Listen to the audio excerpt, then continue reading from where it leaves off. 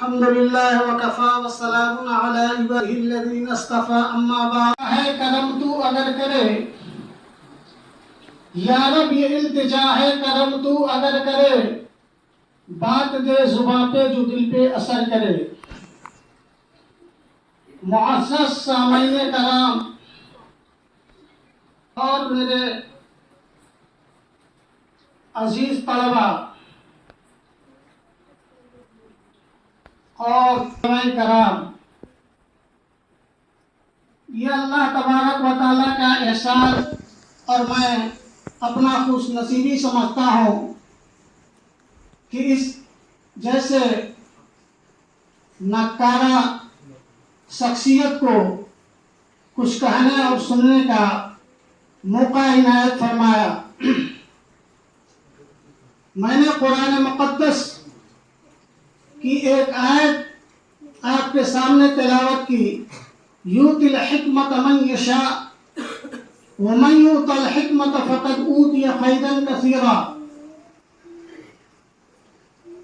جس کو حکمت و دانائی اللہ رب العزت نے عطا کر دیا، جس شخص کو حکمت و دانائی کی دولت سے اللہ نے نواز دیا، گویا کہ اس کی دنیا کی ہر بھلائی اور ہر کامیابی اسے مل گئی، اور اس بات کو عقل مند ہی لوگ نصیحت کو قبول کرتے ہیں۔ اسی کے ضمن میں ایک حدیث نبی پاک صلی اللہ علیہ وسلم کی ہے، جس کی رفیق تھی، اللہ جس کو بھلائی کا معاملہ کرنا چاہتے ہیں تو اس کو دین کی فقیہ بنا دیتے ہیں۔ یہ اللہ تبارک و تعالیٰ کا بہت ہی بڑا کرم ہے کہ میرے عزیز طلبہ، اللہ تبارک و تعالیٰ نے آپ لوگوں کو گاؤں کے علاقوں میں چن چن کر منتخب کر کے اس مدرسہ مفتاح العلوم میں داخلہ کرایا، جس پہ آپ لوگ دن و رات محنت و مشقت کر کے ہر خوشیاں کو قربان کر کے آپ یہاں رہتے ہیں اور اپنے اسباق کو یاد کرتے ہیں۔ میرے عزیز طلبہ، اپنے آپ کو کمتر نہ سمجھیں، بلکہ اللہ تبارک و تعالی نے خود قرآن کے اندر فرما دیا کہ اللہ تبارک و تعالی جس کو حکمت و دانائی کی دولت سے سرفراز کر دیا، گویا کہ اللہ تبارک و تعالی اس کو ہر بھلائی اور ہر کامیابی اسے اللہ تبارک و تعالی نے دے دیا۔ ایک حدیث کے اندر بوریوں پہ بیٹھ کر اور اللہ کے رسول صلی اللہ علیہ وسلم کو یاد کیا کرتا تھا، حدیثوں کو پڑھتا تھا، قرآن مقدس کی ہر آیت کو اپنے سینے میں لایا کرتا تھا۔ یہ وہی ان کے والدین ہیں۔ تو میرے محترم بزرگوں اور دوستوں اور میرے عزیز طلبہ، جب آپ کے والدین کی یہ مرتبہ ہے تو آپ کا مرتبہ کیا ہوگا؟ خود اللہ رسول صلی اللہ علیہ وسلم نے فرمایا، قیامت کے روز اس حافظ قرآن سے کہا جائے گا قرآن کو پڑھتا جا اور جنت کے درجات پہ چڑھتا جا۔ یہ وہاں تمہارا درجہ ختم ہوگا جہاں قرآن مقدس کی آیت ختم ہوگی۔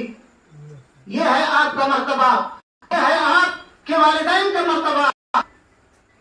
اللہ کے رسول جناب محمد رسول اللہ صلی اللہ علیہ وسلم نے حضرت ابو ذر کو فرمایا کہ اے ابو ذر، قرآن مقدس کی ایک آیت کو یاد کرنا، یہ 100 رکعت نماز پڑھنے سے، نماز سے مراد نفل کی نماز ہے، ایک آیت کو قرآن مقدس کو یاد کرنا 100 رکعت نفل سے بڑھ کر ہے، 100 رکعت نفل نماز پڑھنے سے بہتر ہے، اور حدیث مطہرہ کی کو یاد کرنا 1000 رکعت نماز پڑھنے سے بہتر ہے۔ میرے عزیز طلبہ، ہم اپنے آپ کو کمتر نہ سمجھیں۔ آپ پڑھیں گے اور قرآن مقدس کو اپنے سینے میں لگائیں گے، کوئی حافظ قرآن بنے گا، کوئی عالم دین بنے گا، کوئی بزرگان دین بنے گا۔ تو میرے محترم بزرگوں اور دوستوں اور میرے عزیز طلبہ، آپ ہی کو امامت، اب کتنا ہو بڑا ڈاکٹر کیوں نہ ہو، کتنا ہو بڑا یونیورسٹی میں پڑھ کر آنے والا کیوں نہ شخصیت ہو، اگر امامت کی ضرورت پڑے گی تو اسی بوریوں پہ بیٹھنے والے شخصیت کو امامت کے لیے کھڑا کیا جائے گا۔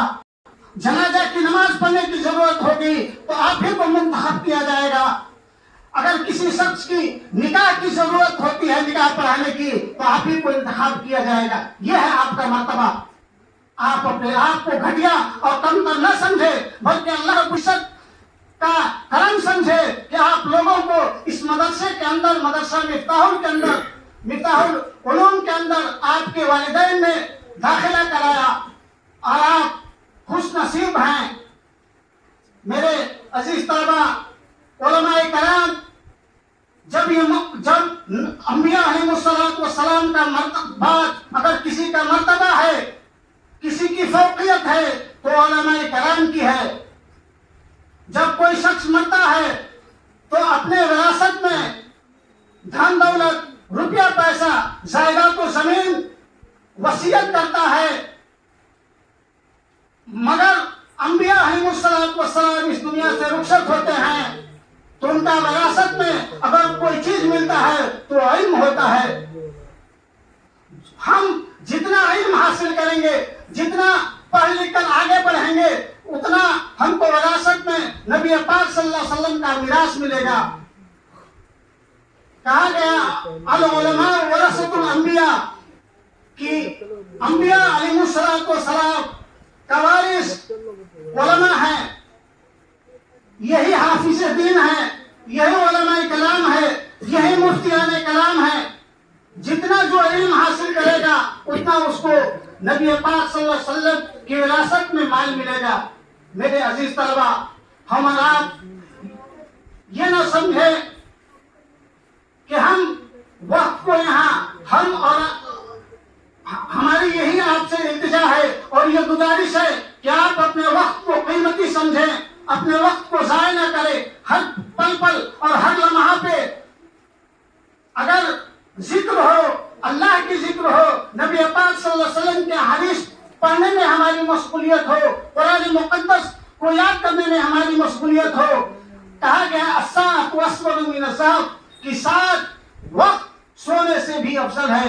میرے عزیز طلبہ، اللہ تبارک و تعالیٰ سے دعا کریں کہ اللہ تبارک و تعالیٰ ہمیں اور آپ کو کہنے اور سننے سے زیادہ عمل کی توفیق عطا فرمائے۔ وآخر دعوانا ان الحمد للہ رب العالمین۔